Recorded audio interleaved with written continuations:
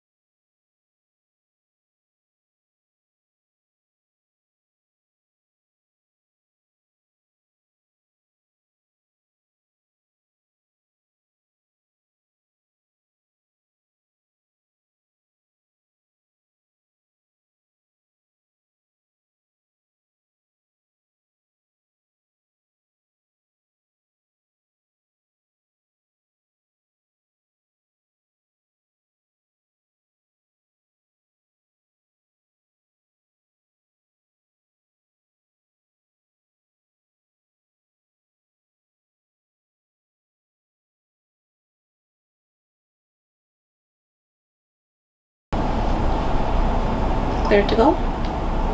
All right. Thanks for waiting on us. So yes, we're talking about Beauty and the Beast. So that's one where the things that aren't usually alive are talking. So non-animate things basically. So we're back to a plot, and I wanted somebody to draw something for me earlier, right? And I'm going to describe it for you, and then we're going to put some words on it. So Alisa, you had previously volunteered. So what you're drawing for me is a triangle without a bottom.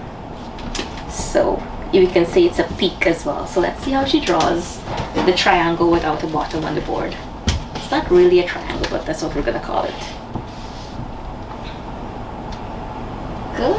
Good job, thank you. So she drew it a very small, so I'm going to make it a little bigger for us. So we can think of this as our plot diagram. You can think of it as a mountain, you can think of it as an upside down cone, an upside down triangle without the bottom thingy. And the most exciting part of the story usually happens here. We can think of this as the start, or some people say beginning. And we can think of this part as the end. We're going to come up with some other words here. But at the top here, the most exciting part of the story, that's usually called what? The middle, right? But there's another word for it in terms of when we're talking about story. There's another word for that. It's called climax. So this here is the most exciting part of the story. So for example, if the story was about a little boy who wanted to go to college, maybe he was waiting for his letter to say that he got into college. For you guys right now, you're waiting on your exam results. You don't know if you will get what school, what your grade will be, if you will be happy, if you will be sad, if you'll cry. But that moment leading up to when your scores are revealed to you, I don't know how they send it these days. Do you get it in an envelope, or do they read it online, or how do you get it? You have to log in? No, I think it's a card or something. At your school? A slip. A slip. So on that day when your exam scores are revealed, that moment just before you receive your script, that's the moment leading up to the climax. So when will be the climax? The most exciting time would be when you open your script to see what that slip says, what school you got, what grade you got, and people will start crying, people will start screaming, and you may feel sad too because some of your friends may not get the same school like you, and you probably wanted them to get the same school. And you may not get the school that you want, or you may get the school that you want, or you may get a school that you see as better than the one you wanted. So all sorts of emotions are there, right? It could be very exciting, it could be very sad, it could be very depressing even. So the moment when you open that slip, that's the climax of your storyline going there. Or the example I was giving, that child who was going to college, deciding if he got accepted. So college is another word for university. So we can say if he got into university. Good. So we have our start, we have our climax, we have our end. So we're going to call this some kind of action. And this is also some kind of action. So we're going in which direction here? We're starting from the bottom, we're going to the top. So this is up. So we're going to call this rising action. So if this is rising action, it goes up. This is the most exciting part. It's coming back down. Well, what can we call this now? Rising action. So what's the action coming down now? Descending action. That's a good guess. This is falling action. So you weren't far off. You said descending, but it's actually falling action. So basically the plot is all about, look at what's this word here? Action. The plot is about all the things that happen in the storyline, and the things are called action, or events that happen in the story. So first the story is introduced to you, things get a little exciting, all the excitement happens here, things start to settle down, and then you have the end. Now the end of a story can also be called a resolution. Now usually when you have a resolution, it's a solution to a problem. But do you find that some movies leave you on the brink of suspense? Like you want to know what happens next? Cliffhanger, exactly, cliffhangers. So not all stories or not all movies end with a resolution. Now, if we have a resolution, it means that we had a problem. If we don't have a problem in a story, is it a story? If I just say I got up in the morning and I'm going to the market and I bought boro and I go back home, is that a story? No. Well, first of all, it's boring, right? So even if it's a story, it's not a very exciting story, but it doesn't have a problem. Now let's put a problem in that story now. I got up to bed, went to the market to buy groceries for the week, reached for my money in my bag, there is no money. I start crying at the market because I ain't get no money. I know how I can buy food, I know how I'm reaching back home. Maybe somebody picked the money from the bag, right? Because I'm by Starbrook Market, and you know you gotta hold your bag a little tighter at Starbrook, right? Do you guys do that too? You don't know? But you've seen people being robbed there, right? So it's possible that I got robbed and I didn't know that I got robbed. So I'm here looking for my money to buy my groceries and there is no money. So I started crying. That's the problem. I don't have any money to buy groceries. I don't have any money to get back home. So that's the problem. That's the excitement. How do I solve this now? What are some things I can do? I can keep crying, right? But that wouldn't be an interesting story. How can we make this story interesting? Maybe somebody sees me crying, somebody who I know. So what do? Give me money. Give me money. Maybe money to get home. Or maybe buy the stuff that I wanted to buy for me and then send me home. Or I walk home. If I'm living from, let's just say I'm living in Sophia. Is that an easy walk home? No, I may have to walk for an hour, right? About? Possibly. I've never had to walk that far. But possibly. But if I get home, That's the end of the story, right? Nothing exciting happens. But let's say I'm going home in a bus. Now somebody paid for me to go home in a bus. And the bus not taking me home. I told the bus I want to come off at the second bridge. But the bus keep going and there's nobody else in the bus now. And they ain't bothering with me. And I start screaming now and they're still driving away. And the story done. Is that the resolution? Was the problem resolved? So we got a different problem now, right? I'm being kidnapped now. Well, adult now because I'm not a kid, right? But yeah. So the story can get interesting, the story can be boring, but the story must have a problem. If it doesn't have a problem, is it a story? No. So I want you to think up of some things that you would like to create a story with. First of all, a character. It doesn't have to be you. Could be a little boy, could be a grown man, could be an old lady, could be an old man, could be a dog, could be a cat. Think of a character and tell me 5 things your character will do in this story.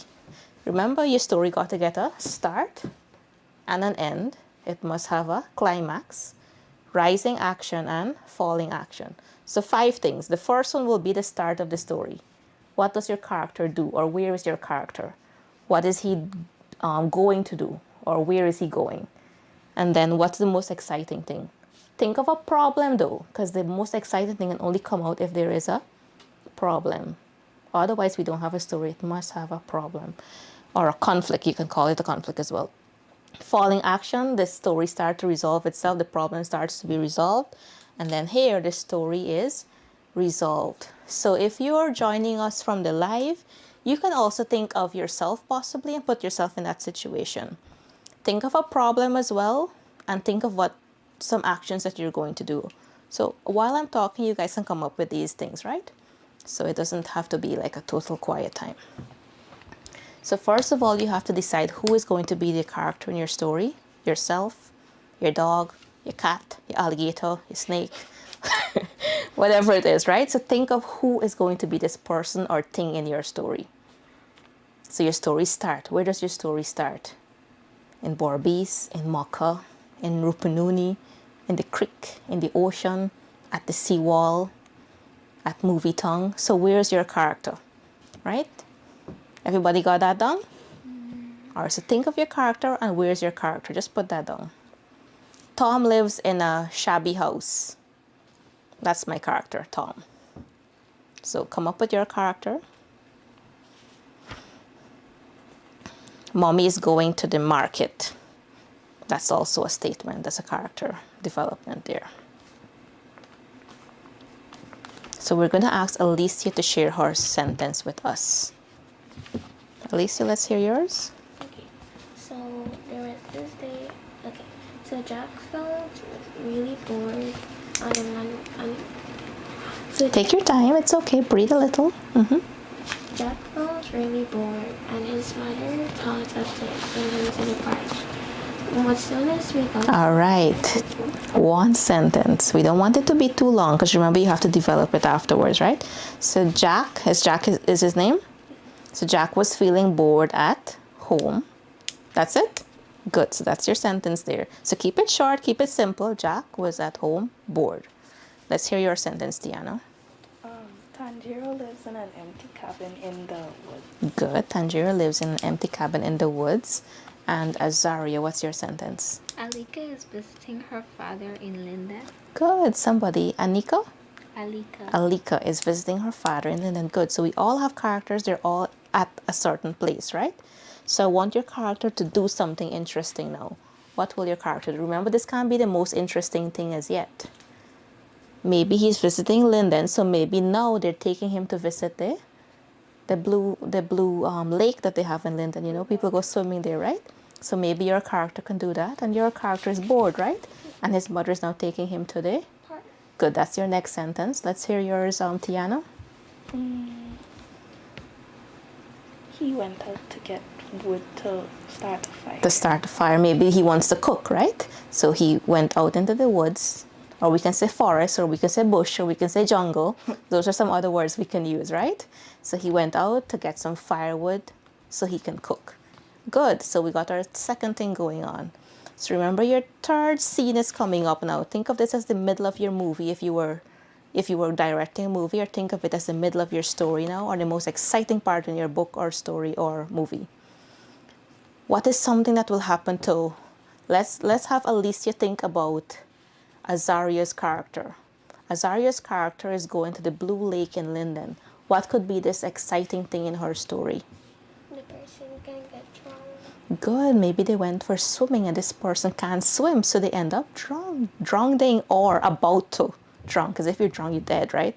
About to drowned. Good. So Azaria, I want you to think of something for Tiana now. So Tiana's character is going into the woods to get some firewood to cook. What is something that can happen to Tiana's character? The bear could come and eat her. A bear? Good, a bear can come and eat her.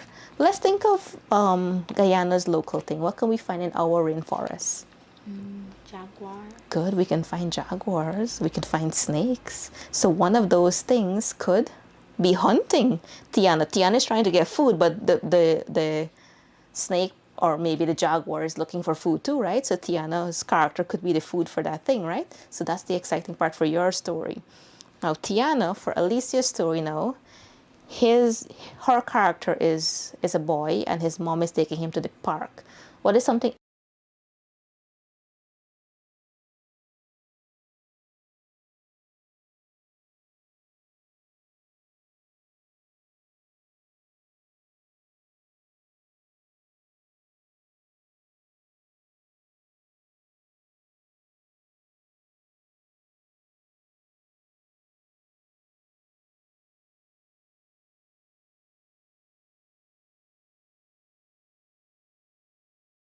or got a black eye or something crazy? So come up with your sentence quickly. Those are some ideas that your colleagues had. So that's the climax of your story now, the most exciting part of your story. And if you were looking at a movie at the cinema, this is the part where you're edged forward in your seat and you can't wait to see what's going to happen next. And some people, they hold their breath for this moment, right? And they can't stop.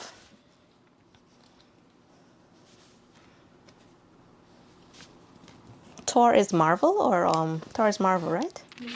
Okay, so if Thor is Marvel, then this guy who clicks his finger and everything disappears, what's his name? Thanos. Oh, Thanos, right? Good. So he clicks his finger and everything disappears. That's the climax for that movie. Wouldn't it be cool if you could click your finger and like everything? Okay, sorry, I'm thinking like a villain there. You know, some people say that he is not all bad because he's controlling the population. Yeah, so there are some people who think he's good, some people think he's bad, and some people think that there's no such thing as a perfectly good person. Like everybody got some bad traits in them, right? That's discussion for another day. So everybody got their sentence written? All right, what happened to your character? Which one did you decide to go with? The car accident, him flipping over, or the pit bull attacking him? The pit bull. Ooh, gore. Did you guys read that newspaper article with the 11-year-old who was killed by the dog? Yeah. That was really sad, right? Yeah, she was mauled to death. That is very, very sad. Anyway, so your character is going through that right now.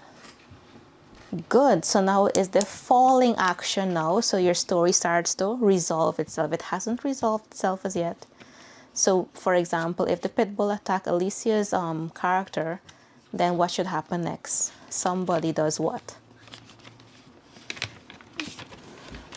What is one thing that can happen to resolve that problem? That's the problem. He's attacked by a pit bull. Call animal control. Call animal control. How long will they take to get there?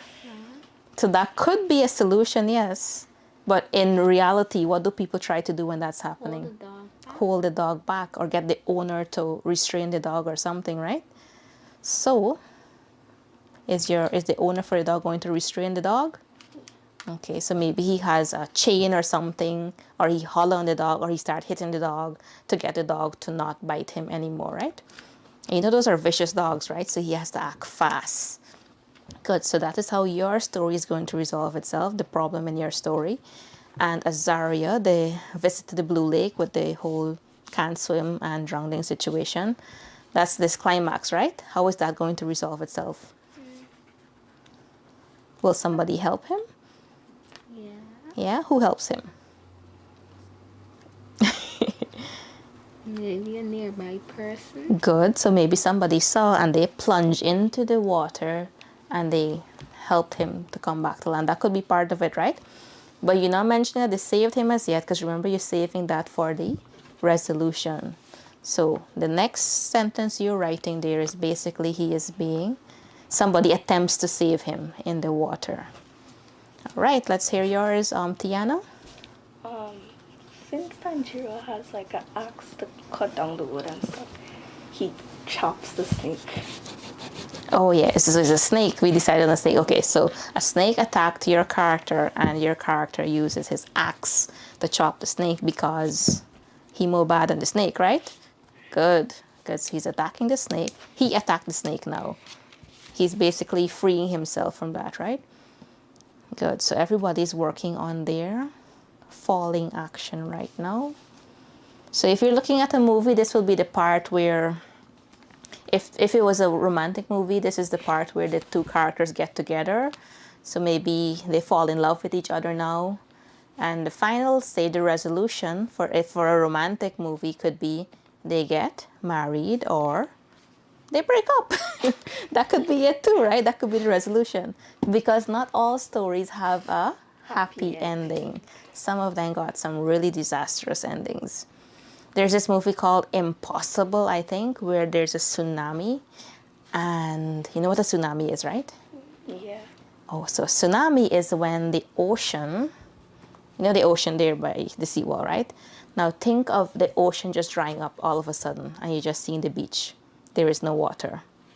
So you go out on the beach to inspect what's happening because you see the fish flipping up and no water is there. As you walk out there on the beach, the water starts to come back.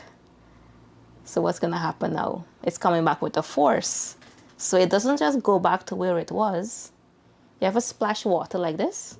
Does it just stop at one part? That force pushes the water to go farther in.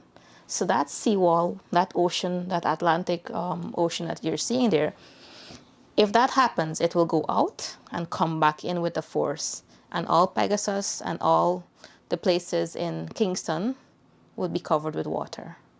And a lot of persons would die and a lot of property will be destroyed and so forth. So that's a tsunami. Anyway, the point is this movie I was looking at, there was a tsunami, a family was there. They were on vacation at, I think it was somewhere in one of the Asian countries. And they survived, all of them survived. So the ending of the story was they all survived. The climax of the story was when the tsunami came and you didn't know whether they will live or die. That was pretty much the breaking point. It's sad, but it's interesting because you learn a lot. All right, so now we need to resolve our story. So we already know how the Linden one will be resolved. The guy will be saved and maybe taken to the hospital. And if you're drunk, then what do they have to do when they pull you out from the water? Give you CPR. Give you CPR, but before they do that, they have to pump out the water from you by pressing on your chest or so. Because if they just keep blowing air on you, you still have the water inside of you. So they have to press you, CPR, depression, and also give you CPR, yes. So that's what your character is doing. Story resolved, bam, full stop, right? Yours now with the pit bull.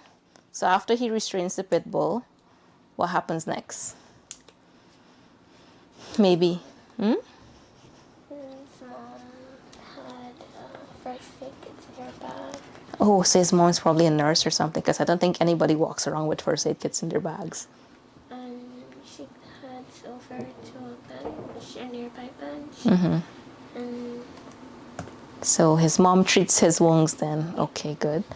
And that leaves me in suspense because now I'm thinking what's going to happen to the dog? Because what if it attacks somebody else, right? Because they say once they taste blood, they will attack somebody else again. So your story has a end, but it doesn't have a resolution because nothing was said about the dog, which is okay. It doesn't have to have a resolution. Your story, it ends, it has a resolution because the problem was solved. He was drowning, he was saved, and he's alive. End the story. Yours, what happens? So after he chopped the snake, he returned home happily and cooked his delicious meals. So wait, he went into the woods, killed a snake, just go back home and had a nice fancy meal? Wow. So her story got a really happy ending, right? So I was thinking that her story would be like one of those sad ones where the snake bite him and they can't find a antidote for the venom that the snake got. I don't know if I'm impressed or disappointed. I'm still deciding. Anyway, I loved how we put together these ideas. But what you wrote there, is that a story by itself? No. Is that the whole story? No. Those are the important parts of a story if you had to write it. So what do you think your homework is? I'm giving homework today, yes. What do you think your homework is? Write a complete story. Good. Write a complete story based on this. And remember, we did paragraph writing some weeks ago, right? So that means that each one of these points here will have to be developed into a paragraph. Good. So everybody clear on that? Good. So let's just review what we did. We looked at, I didn't even write it here. We looked at the plot. And it's part of story writing, narrative writing. Plot diagram here, we have the starting of a story. It's followed by the rising action, climax, which is the most exciting part of the story, falling action, and the end or the resolution. So if I erase all of these things, would you guys be able to tell me what the parts are? Yeah? I'm going to test you the next time, So we're going to review this topic again on narrative writing. But remember, you have homework. So you will be sharing some of your pieces from your written work with us next week. And those joining us on the live will be able to hear how you were able to develop your 5 points that you got today into an entire story. So I don't know who I will call on. I could call on any one of you or all of you. So please be prepared. When is this due? On Thursday. So join us again on Thursday at 5 p.m. and we will continue this topic on narrative writing. I think we got a few more minutes actually. Oh yeah, we got a few more minutes to work with. So before we end the session, somehow I got carried away, sorry. So before we end the session, let's do a recall. Where is the eraser? So, what do you think I'm going to ask you to do here? Say what's the part. Good. And I think I want a bigger one. So we're going to draw a bigger plot diagram. Good. So, what's the first one? Start. So we have the start of the story. What's the second one? Rising action. Rising action. What's the third? Climax. And this one is the Middle. most important. Well, we used another word earlier. Most. Think about it, it'll come back to that. Oh, most exciting. Most exciting part of the story. Man, y'all make I feel like I'm boring. Exciting. Good. So this other word is what? What's this? Falling action. Falling action. Good. So the story starts to get a little deadish here, right? And then we have the end or the resolution. So this all stories have an end, but do all of them have a resolution? No. And it's called a resolution if the problem in the story is resolved. Can we have a story without a problem? No. No, we cannot. So people say you like story. Yes, you like stories. Why? Because problem in the story. If there's no problem, there is no story. There is no movie. Can you think of any movie that doesn't have a problem inside? Just think about it. Don't they all have problems? One other question. Movies, stories, books that are written narrative kind of writing, they're all based on what?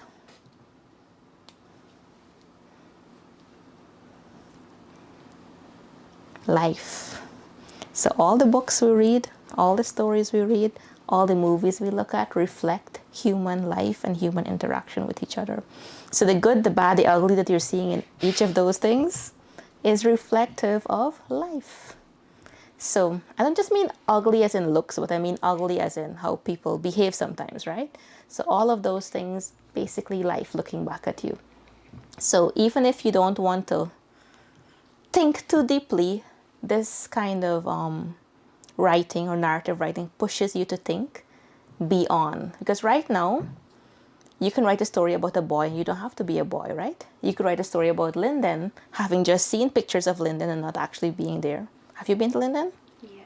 Yeah, okay, great. I'm glad you've been. Because if you go, then you have a better experience, right? But you can write stories about people who are not you. And that makes it a bit interesting, at least for me. Okay, great. So we have 1 more minute remaining. So each of you will tell me one thing that you learned that was exciting to you today. Anything. And we're going to start with Tiana because we started with Alicia earlier. Yes, Tiana, one thing that you learned today? I just learned about the climax. That is the exciting part of the story. And yeah. Very good. So the climax is the exciting part. That's what you learned. Azaria, what did you learn today? That some movies could end in a plot twist. Some movies can end in a plot twist. And if it ends in a plot twist, is that a resolution? No. Well, it can be, actually. It can be. Plot twist is basically they just change what they were doing and then they give you a surprise ending, sort of, right? Yeah. So that can also be a resolution in some cases. Very good. Alicia. I learned different parts of a story and how they can have their own effects. Good. So the different parts of a story. Basically, what we learned about today is the development of a story. If it doesn't have all these elements, it's not a complete story. If you just say things that happen without a problem, you have everything except this, or the rising action or the falling action. So I think we did great today. Do you guys think you did a good job today? So give yourselves a little tiny clap. Good job. So we're gonna hand you guys over and the viewing audience over to the math session, and they will be continuing the topic that they started the last time. Please stay tuned, and Miss will be with you in 1 minute. Thank you. Bye-bye.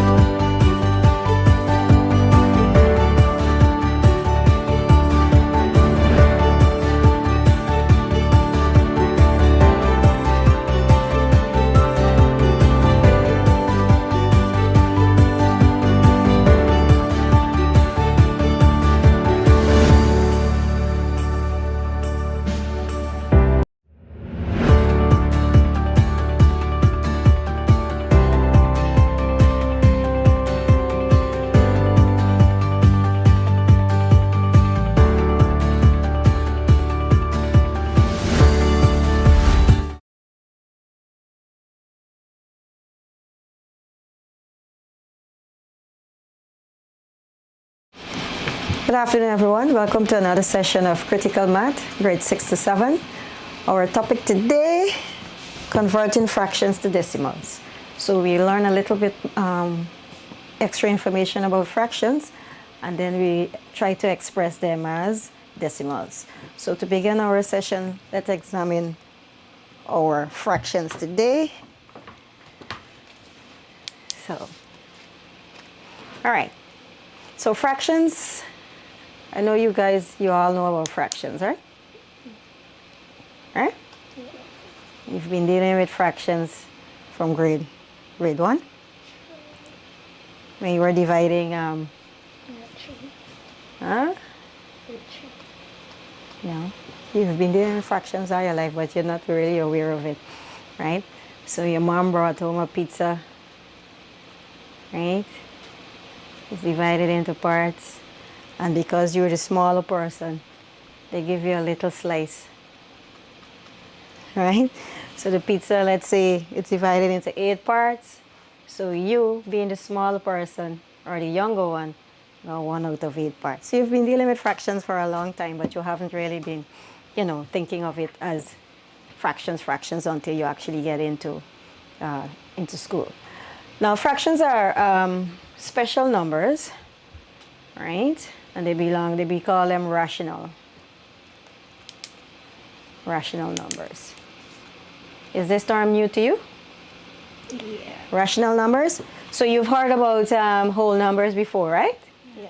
Right, so you've heard about whole numbers, right? And you can give an example of a whole number, or where to begin from? Whole numbers begin from 1. Whole, 0, right? So whole numbers start from 0. So you get 0, 1, 2, likewise, all the way down to infinity. And then I'm sure you've heard about natural numbers, right? Yeah. Natural numbers, or another name for them are counting numbers, right? Counting numbers, and these begin from 1. All right, 1, 2, 3. So the difference between the natural numbers and the whole numbers is that the whole numbers start from 0 and the natural numbers start from 1. Good. Now moving down the line to rational numbers, what you will find is that these are numbers that you can express, right, like this, right? So you can express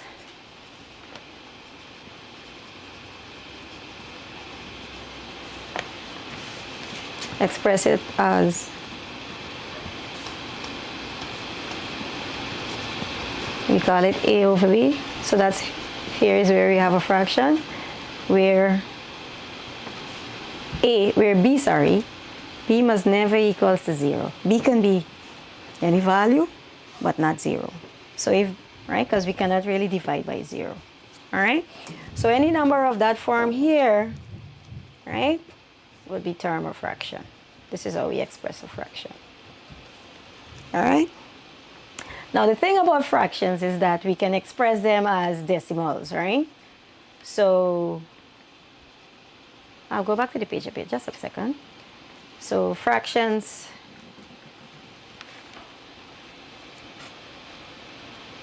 can be expressed as decimals. All right? And at this level, 2 things happen when you express them as a decimal. All right? So the first thing that happens is that you have termination. All right? So the decimal, it comes to an end after you do some calculations. And secondly, you have recurrence. Right? So 2 things we've learned about fractions. You can express them as decimals. And when you express them as decimals, you have termination occurring. All right? So we'll see what we mean by termination. And then you have recurrence, right, happening. Now when you have recurrence happening, you have there's a difference between recurrence and repeating, right? So you'll see a little bit of it before we go into our actual concept. So everybody know the algorithm. You know how to do your express a half as a decimals, right? So for example, if we have this, if they say express 1/2 as a decimal. So what do? So this is what you do, right? So we're expressing a half, and this is what you do. You set up your long division. So this is the algorithm that you would normally go through, right? Right? So 2 is the divisor, 1 is the dividend, and then you have your quotient, right? So this is how we say, you are familiar with this. 2 cannot go into 1, right? So you put a 0 over there, put a decimal point, and it must line up exactly there. You add a 0, so it's like if you're dealing with 10, right? So 2 can go into 10 how many times, sorry? 5 times, I give away the result. So 5 times 2, that's 10. And then you do a bit of subtraction there and you get 0 in the end. So 1/2 equals 0.5. So that is what we mean by termination. So there is no other number after 5. All right? So here we have termination.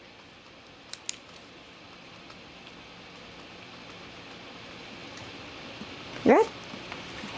So let's take another number. 1/3. So the algorithm is to be set up like that. 3 goes there, 1 again. So notice, right? 3 cannot go into 1. So we put a 0 here. Put our decimal point. It must line up there. Add a 0. How many times 3 can go into 10? 3 times. 3 is 9. And then you subtract here. 1 remain. So we have a remainder of 1. So the rule is add a 0. You bring it down here, right? So this 0 is coming down. Then you go again. 3 can go into 10 how many times? 3 times. 3 3s, 9. Subtract here. We get another 1. All right? So we can add another 0. So that comes all the way down here. 3 can go into 10 3 times. 3 3s, 9. And we keep going like that. So what you keep noticing? It keeps recurring. Right. So the number 3 is recurring. So what happens? So as you go into later stages, right, of doing mathematics, you learn about approximations and so forth, right? So what happens here is that after the first so what happens here? We put a little line there to say that that 3 is recurring, right? So that's what that bar means. So here we have recurrence.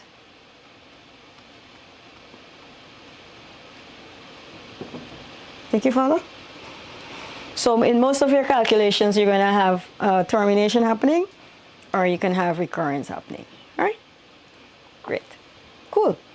So now the thing is that you know most of these so-called algorithms as it relates to long division, right? Now the problem with long division sometimes is that you have extremely large numbers that you need to divide, right? Or express as decimal. And if you're like me, right, sometimes you don't like to divide large numbers. So you try to find easier ways, right, of expressing the fraction as a decimal. So let me show you an easier way to express, right, a fraction as a decimal. Now there are some of the standard forms. So you guys know the standard forms, right? For example, 1/2, we just found it, equals what? 0.5. We just found that, right? Realize that 1/3 equals 0 point, well, we're going to put a little bar here. So sometimes we can use three decimal places or 4 decimal places, right? Anybody can remember what a quarter is equal to? Wonderful. 0.25. Anybody can remember 3/4? 3/4? What's 3/4 of a dollar?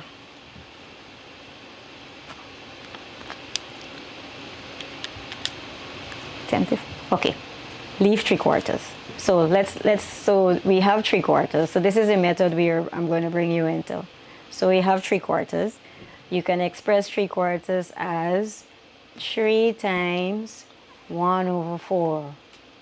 So if I multiply 3 by 1, I'll get back the 3 in the numerator and 4 in the denominator. So what is a quarter as a decimal? 0.25. So 3/4 can be equal to 3 times, what is a quarter? 0.25. And you can multiply that, all right? So 0.25 times 3. So you're learning how to multiply decimals here as well. 3 5s, 15. All right? 3, 2, 6, and 1 is 7. And then you have 2 places after the decimal point. So you see how you arrive at 0.75 without actually doing a division? All right? So that would be equal to 0.75. Make sense? All right, so we go through the algorithm. So on this side here, we can go through the algorithm. And so you'll see exactly, you get back 0.75. Put the number 3 in there. All right? So 4 cannot divide 3, so we have a 0 here. Put the point, add a 0. Great, 4 into 30. 4 7s, 28, so you have to remember your tables here, right? And 2 remaining. Add a 0. Bring that down here. 4 into 20. 5 4s, 20. Subtract here and we got 0. See? Right? So you learn a new way of expressing a fraction as a decimal without doing any long division. How cool is that? Much shorter. Same concept, right? It's more economical, if you want to say that, in terms of your timings, right? When you're given classwork, right? Any questions over? So if we had a number like, for example, you get a chance, you get a slide. So if you have a number like 7/4, and it says express as a decimal, what would you do? And you have like 5 minutes or less to find the answer. Alright? So 7/4 would be 7 times 1/4. Right? So we know what 1/4 is as a decimal, right? Which is? 0.25. Right. So it's 7 times 0.25. Multiply that out and you get your result. Right?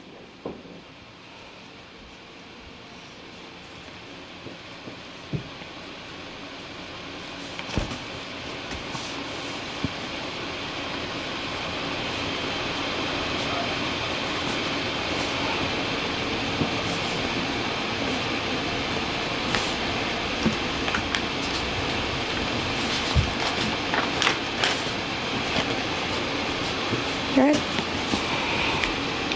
So sometimes, for example, if you cannot remember, for let's say if you're asked to express 2/5 as a decimal, right? You can go through your regular algorithm, as I said, or Can you remember, or do you know what's 1/5? Because 2/5 is actually 2 times 1/5, right? 1/5 is not too familiar with you. So then you can go and do it probably in a corner. Right? So 1/5. I'm trying to do that here. So that's 5, 1. 5 can go into 1. 0 times. Add a point. 0. Put it up here. 5 can go into 10. 2 times. 2 5s. 10. And you get your 0 here. So you see what is 1/5, right? So 1/5. Let's put it up here. So 1/5 is equal to what? 0.2. 0.2. So if you're asked to express 2/5, well then it's 2 times 0.2. And what is 2 times 0.2? Come on. Right. 0.4. Right? So you have a choice of which one of the methods works for you. So you don't have to stick with one, or you can stick with one. It depends, or you can change. Right? It's up to you. Whichever one seems workable for you. Right? But at least you have a choice. All right.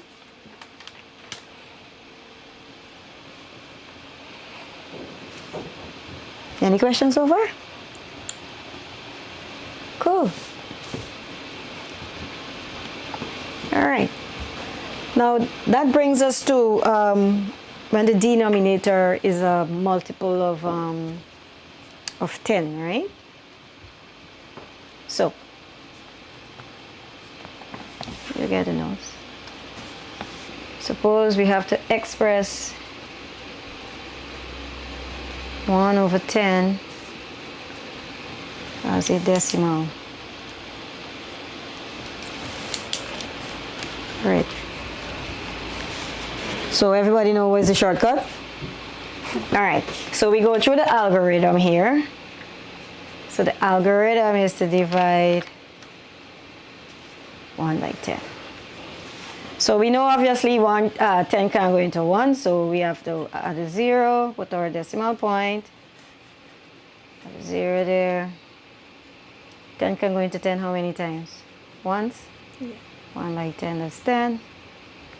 Same algorithm. And here you have 0.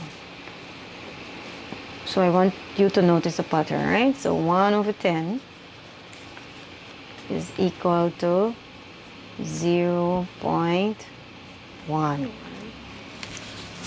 Right? Great. So what about 2/10? Just want you to look at the pattern. So we'll have, again, 10, 2, again. So we have to go through our regular routine here. Add a 0, decimal point. 10, how many times 10 can go into 20? 2 times? 2 10s, 20. Subtract here, you get 0. So 2/10 equals 0.2. 0.2. So do you notice a pattern? One last one here. 3/10. You're expressing that. Again, 10, 3. Same routine. Because 3 is smaller. 10 can go into 30, that's 3 times. 3 tenths. 30. Great, 0 here. So hence 3/10 equals 0.3. So what do you notice? Any pattern?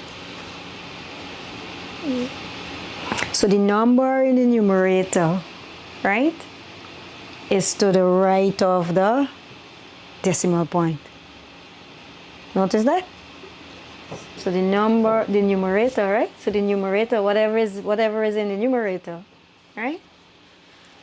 It's to the right of the decimal point.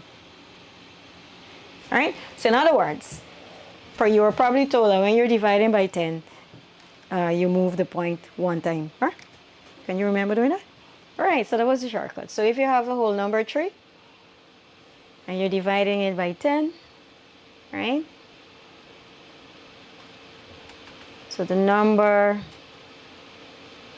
for a whole number, right, the decimal point is on the right.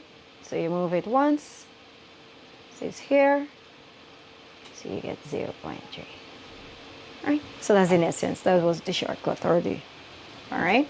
So the numerator, right, is to the right of the decimal point. So what about 100?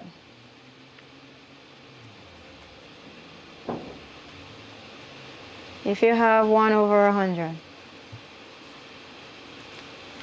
what's going to happen? It would be 0.1.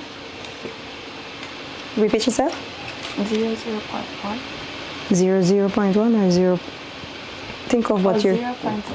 0.01. All right, let's check. Let's check. 100.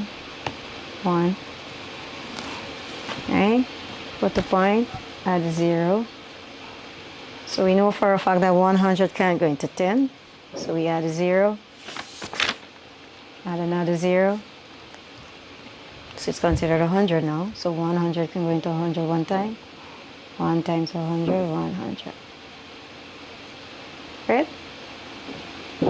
0, 0, 0. Okay. Think you follow? So, just like the rule earlier, so when you're dividing by, so the number of zeros in the denominator actually tells you what's going to be your, how many places after the decimal point, or how many places on the right of the decimal point. You think you follow? So if I have 35 over 100, what will be the equivalent decimal?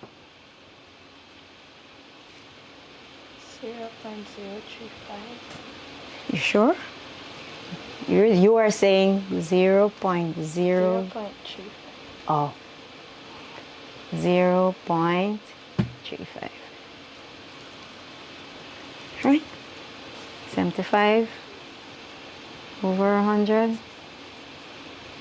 0.75. Cool.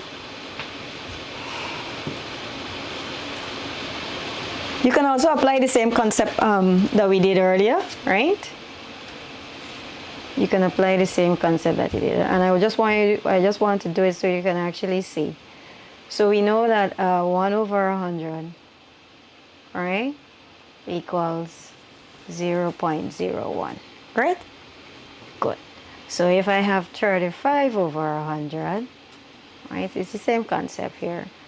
That would be 35 times 1 over 100. Same concept, right? So here I'll have 35 times 0.01, right? And you know you're expected to get 0.35, and you multiply that. So it's just an alternative, right? But this is the shortest. But once you can bridge the gap between here and here, you're good to go. Right? Any questions? Cool. How great is that? So you've learned something new today, right? Great.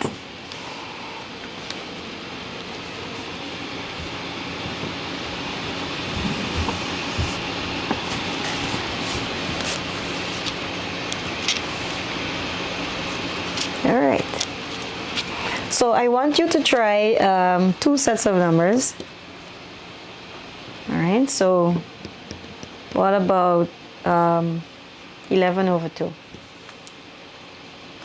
So express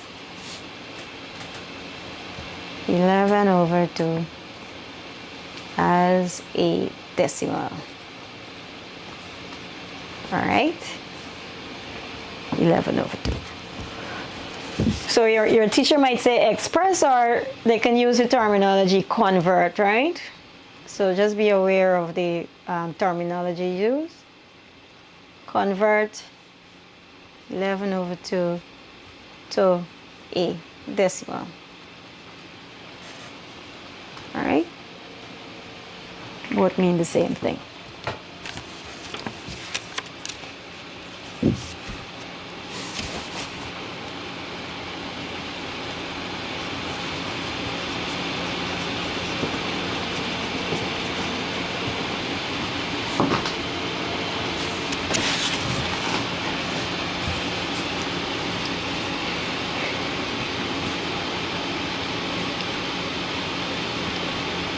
Which method are you using? Division. The first one with the long division? Or the second one? You're using the second one? Great, so we compare notes. Wonderful. Which method are you using, Tiana? Long division. Fine. So 2 long division and 1 new method. Urinary method. That's the urinary method. So who's gonna finish first?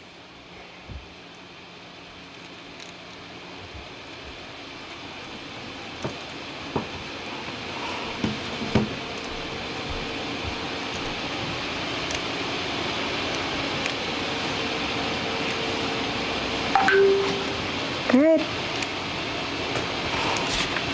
2 more seconds? Or 3 more seconds? Take your time, take your time. There's no rush really, but so the idea is not necessarily is in the methodology, right? How you actually go through your method to arrive at the result, right? Getting the correct result is also fine, right? But your methodology is very important, right? The journey to arriving at the correct answer.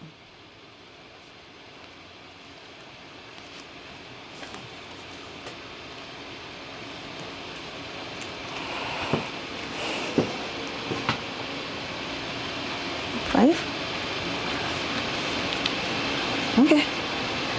All right, so 11 over 2, let's do this very quickly. We'll do it both ways.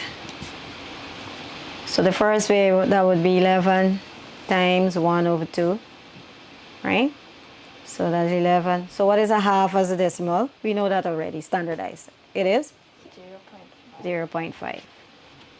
So in a corner somewhere, you'll have 0.5. You multiply that by 11, right? We can do 11. 1 by 5 is 5. 1 by 0 is 0. 1 by 5 is 5. 1 by 0 is 0. Or you could have done the 11. It doesn't matter. That's 5. 5.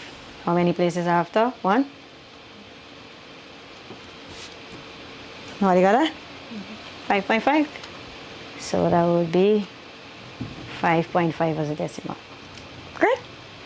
And for those of you who did the algorithm, you would have had 2 here, 11, 2 into 11. 2 5s 10. How much remaining? 1. What do you do? Add a point and Put a point, add a 0, bring it down. 2 into 10, 5, 5 2s, 10, 0, 0. Both ways are correct. Any questions? Cool. So, homework. So you can do 5 over 9, so you can check out 5 over 9. You can try it both ways, it's just for you to practice, right? 5 over 9, 19 over 50. Right? 19 over 50. Sometimes what you can do as well, if you have given a number, you can convert the denominator into either 10 or a multiple of 10, right? So it could be 10 or 100, 1,000, and then you can use the method of the division by a multiple of 10 to arrive at your result. All right? So thank you for being with us today. I know you've learned something new. And so you have different avenues to explore in mathematics, all right? Bye.